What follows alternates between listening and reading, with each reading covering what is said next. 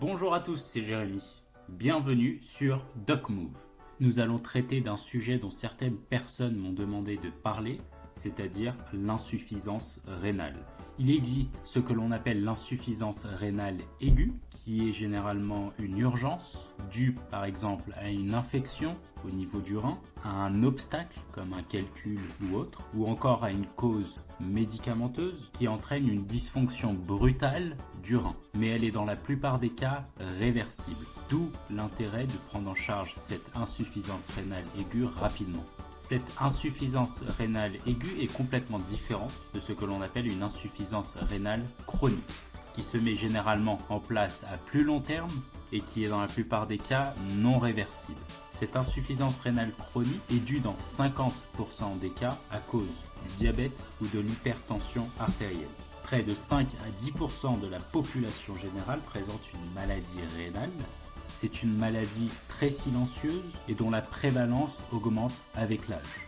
Nous possédons tous, les êtres humains, de deux reins, qui ont un rôle d'épuration de déchets, comme l'urée, la créatinine, qui sont toxiques pour l'organisme. Elle permet de maintenir un taux d'eau dans notre corps de manière équilibrée. Elle permet également d'équilibrer les sels minéraux comme le potassium, le sodium. Il produit également des enzymes, des hormones ou encore des vitamines importants pour la fabrication des globules rouges, à la régulation de la pression artérielle ou encore à la fixation du calcium. Le rein a donc un rôle extrêmement important pour notre organisme. Il est donc primordial de préserver une bonne fonctionnalité de cet organe. Il existe différentes causes pouvant entraîner une insuffisance rénale chronique.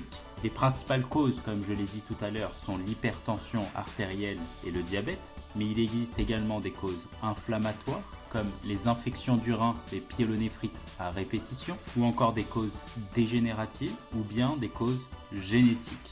Il existe des manières de contrôler cette insuffisance rénale chronique et permettre ainsi de ralentir l'évolution de cette maladie. Il faut d'une part agir sur l'hygiène de vie qui est extrêmement important, c'est-à-dire avoir une alimentation équilibrée et correcte, stopper impérativement le tabac et avoir une activité physique adaptée et régulière. La deuxième chose est de contrôler les maladies entraînant cette insuffisance rénale chronique en prenant correctement et de manière sérieuse votre traitement si vous en avez, par exemple pour le diabète ou pour la tension, afin d'éviter l'évolution vers cette insuffisance rénale chronique qui peut être, comme je l'ai dit tout à l'heure, très silencieuse, prendre du temps, mais qui peut être à terme gravissime.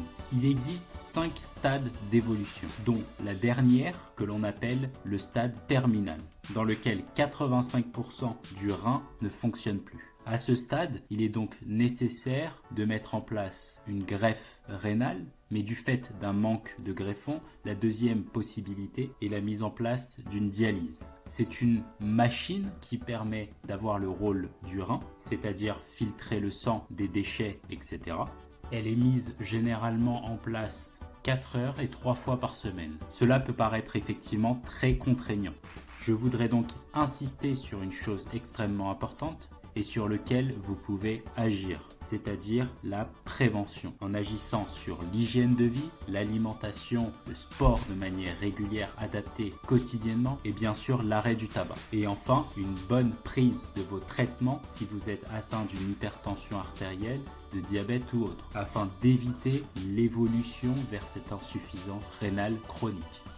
J'espère que cette vidéo vous a appris des choses. N'hésitez pas à vous abonner sur ma page DocMove. Je vous dis à bientôt pour de nouvelles vidéos. Ciao!